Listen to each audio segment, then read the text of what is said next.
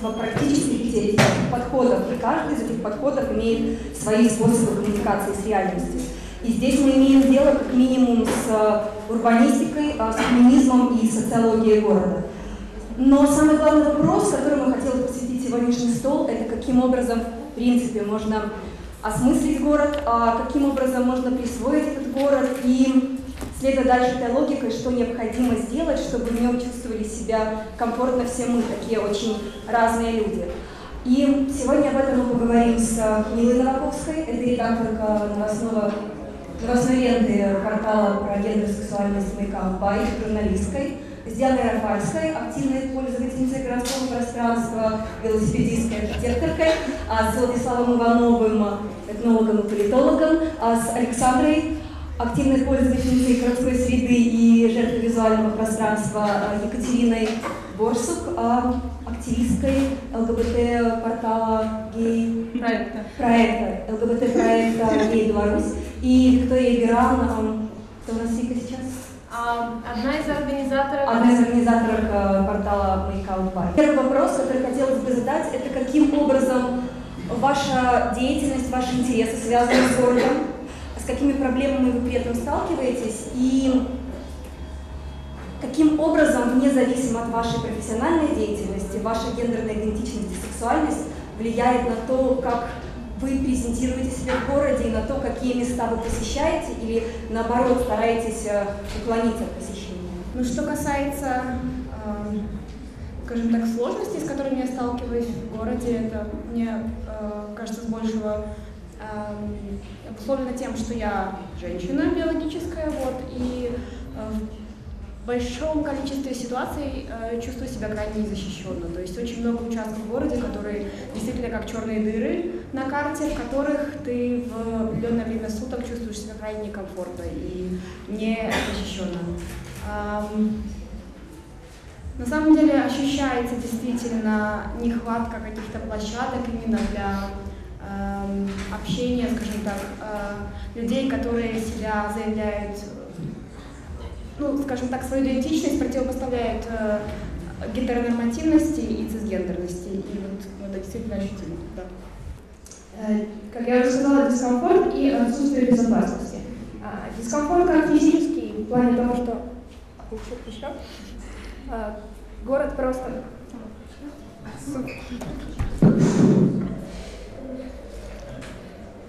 Вот примерно так себя чувствую в городе.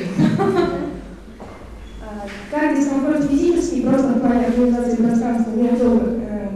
Подземные переходы, там, например, это и неудобство для тех, кто несет тяжелые вещи, кто идет с колясками, с детьми, так и просто опасное место. То есть спускаешься в замкнутое пространство, не всегда хорошо освещенное на какое-то время, и у тебя нет выбора, ты можешь по-другому попасть на другую сторону дороги, если только перебегать перед автомобилями, что тоже не очень здорово.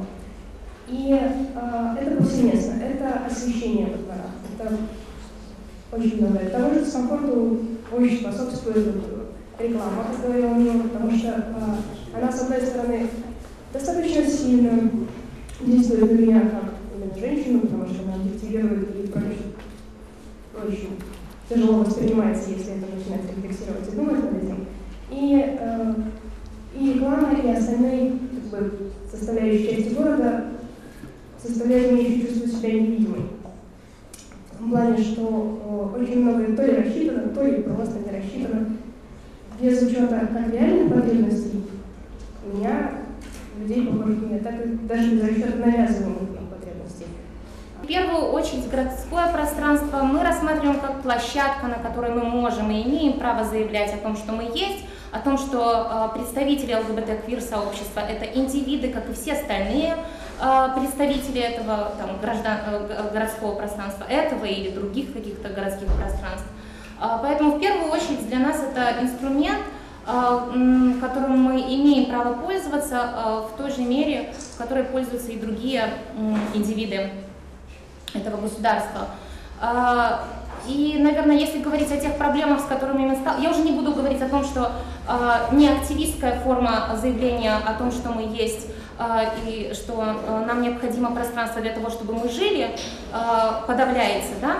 Подавляется, конечно же, и другая форма, когда мы уже выходим с некими конкретными требованиями, там, к примеру, создайте соответствующее законодательство, чтобы я мог себя защитить, если меня там дискриминируют. Да? В принципе, для нас такого рода пространства, они ограничены. Мы не можем пойти там к органам местной власти, в органы местных властей и заявить это вот напрямую им. Поэтому мы используем городское пространство как можем. И во всевозможных там интенсивностях нас в этом ограничивают.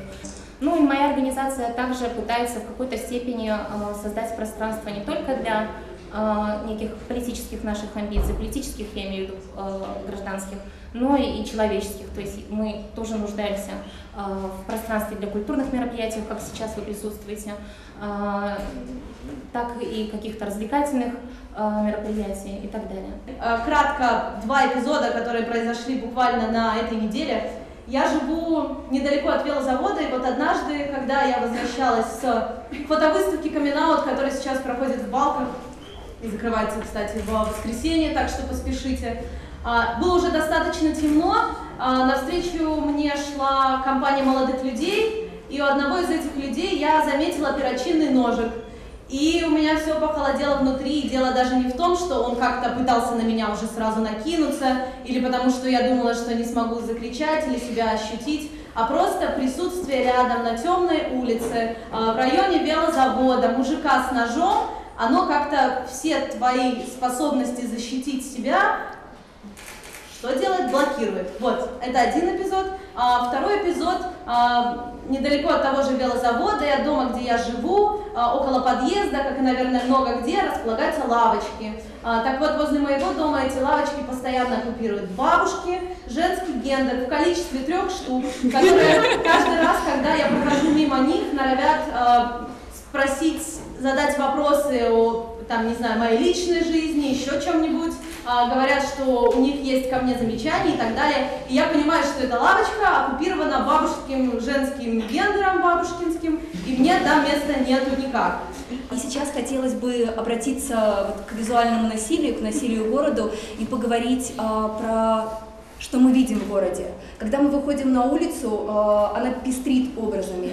Город насыщен образами, и в этом смысле остается вопрос, кого эти картинки изображают и к чему они отсылают, что они значат.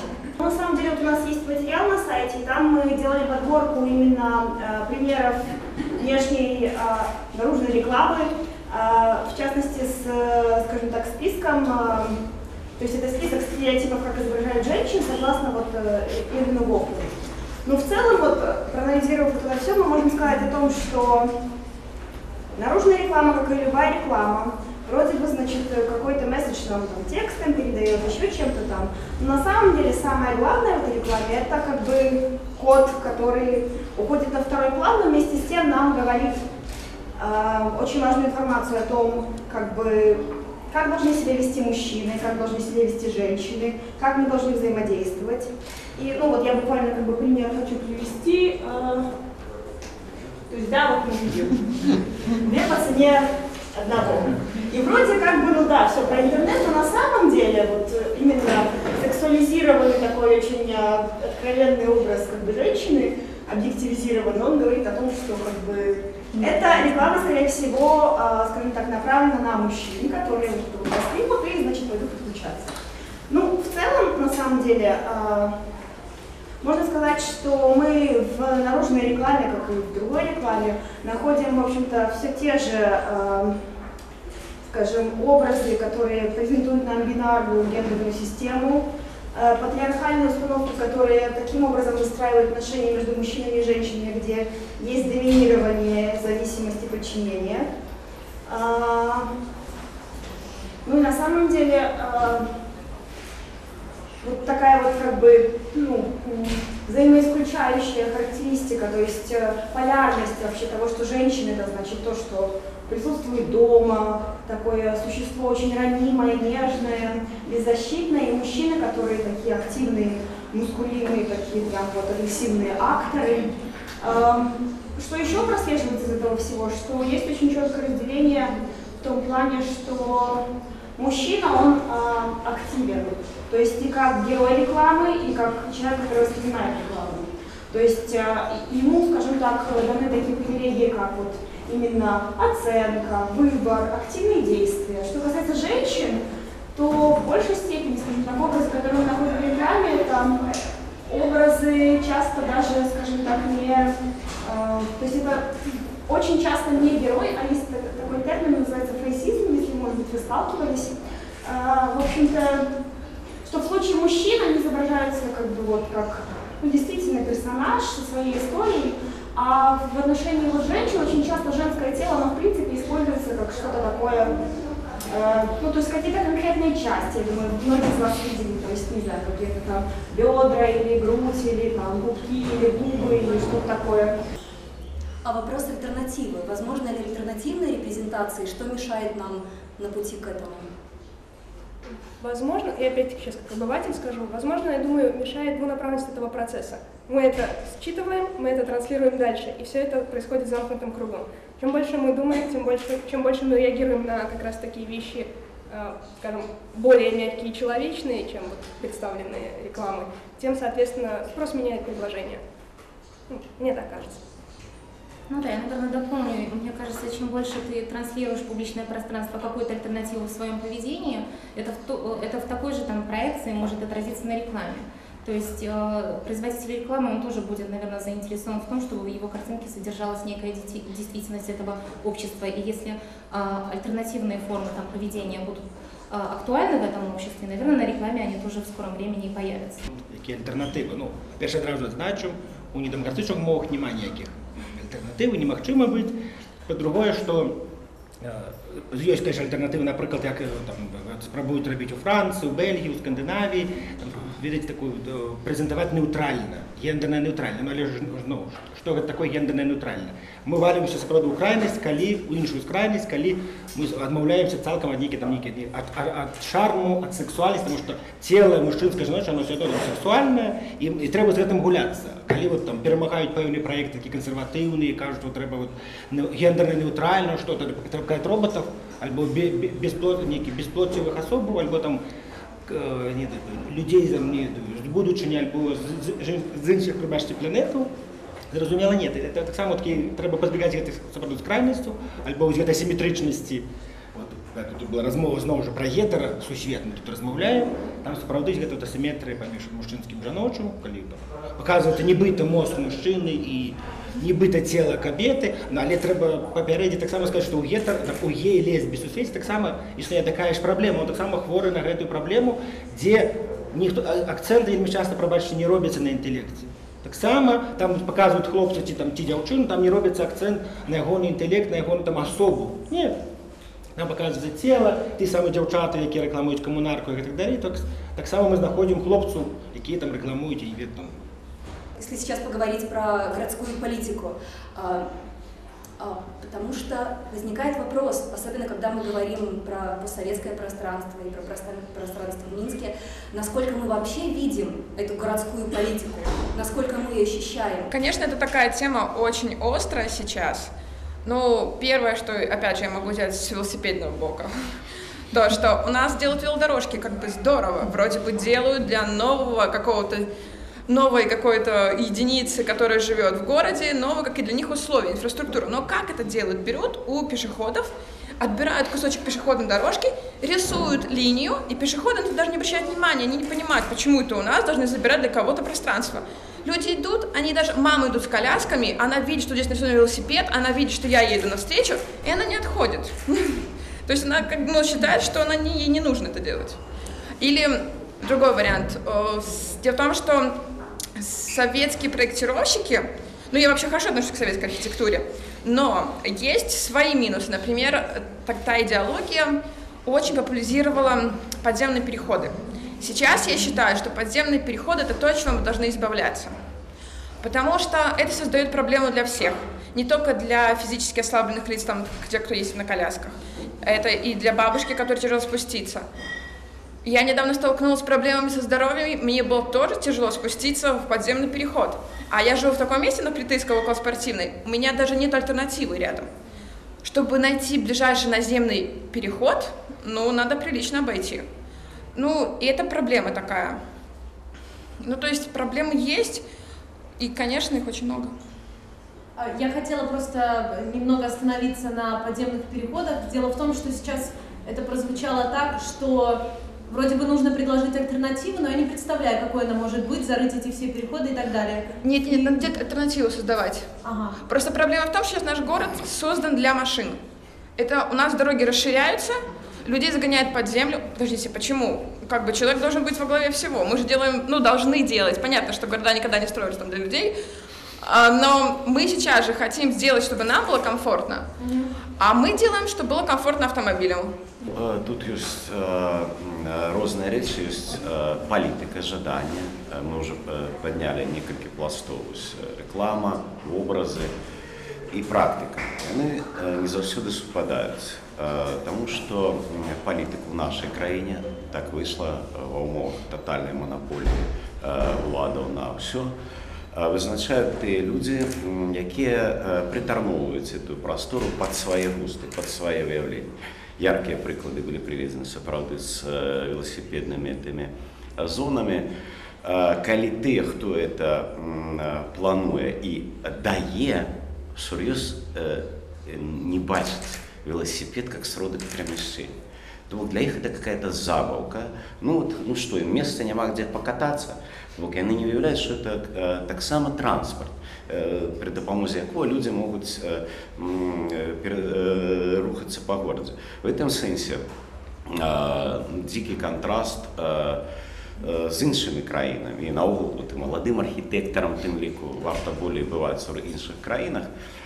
Наприклад, в Швеції, де все це вирішаються ці проблеми в центрах городов вельми просто. Там парковка в центре это 60 евро, в городе 30 евро. И тотально нема, в принципе, в Швеции никакого службового транспорта. Ни у кого. А прочь представительские автомобили премьер-министра. Ни у кого.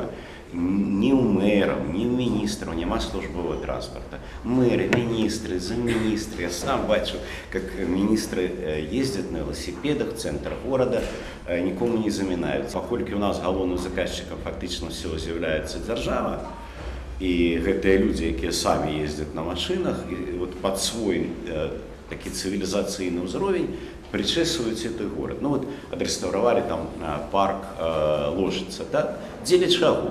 Для того, как кожен мог прийти там смажить шашлыки. Тому это официально дозволено. Вы приезжаете в старый парк и бачите, что там 1000 людей смажат шашлыки на этой зеленой траве.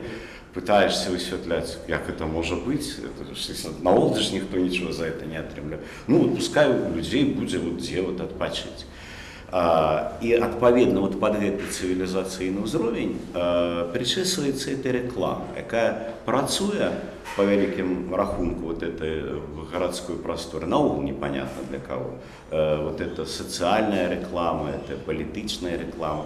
Я не уявляю людей, на кого вона в принципі працює. Заплатили гроші, зробили там рекламу МЧС какую-то странную, и оно висит.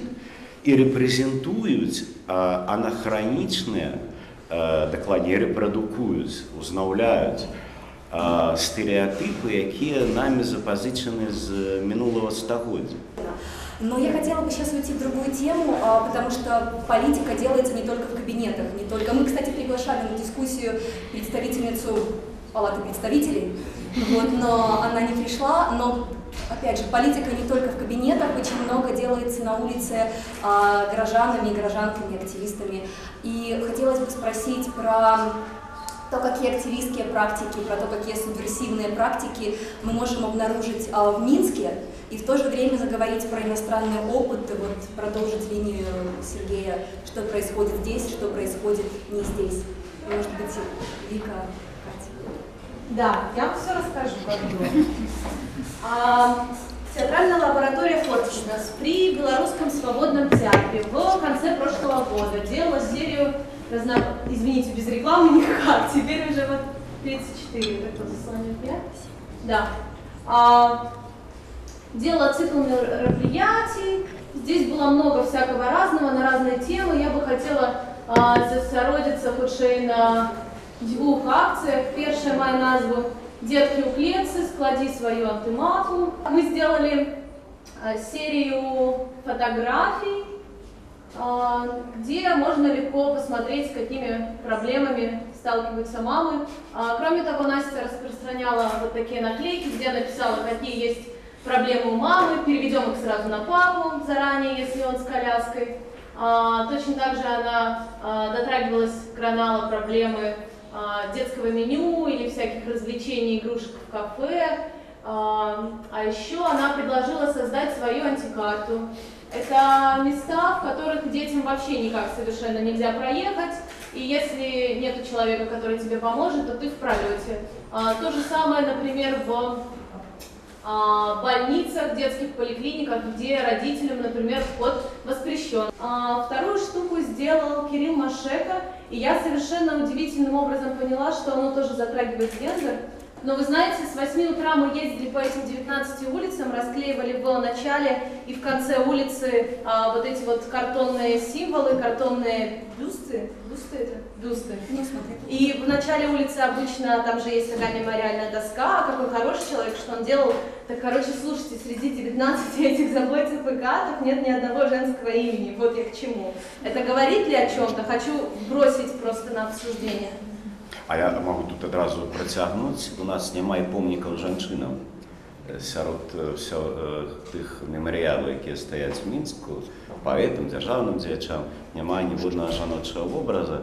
І калі взять этот дисбаланс, он как бы відавочна кідаецца, варта только как бы открыть даведнік, это дисбаланс відавочна, роўна ж як і кожнаму з нас как бы ведомо, что у нас в Мінску ни одного помника женщин не было. А при этом дисбаланс не простое, что женщины больше моральные какие-нибудь, а просто простое, что женщины нават до злочинства на таким державным высоким уровнем доступа нема. Я сегодня начала считать, вот правда, сколько. Але тут мы можем, пробачу, згадать в историю, например, недавнюю, может быть, кто-нибудь лепш за меня расскажет, Сергей, снова привет до вас, про пивзавод Оливария.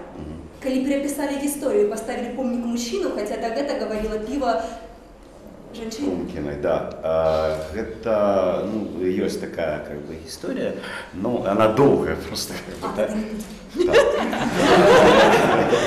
Долгая история. А на самом деле это как бы процесс только начал изменяться. Это кто не сочил, и дякую Богу, что не сочил. Но только за опошние там годы, уже в 90-е, у нас появились улицы и мемориальные таблицы таким жанчынам, как тетка Лайза Пашкевич, там Леся Украинка на будинку дома, где она жила, Ирма Яунзен, Карла Маркса. То почали з'являться только первые ось эти образы, и цікаво так само, это особная, це правда довга тема, их трактовка их образов на этих мемориальных таблицах.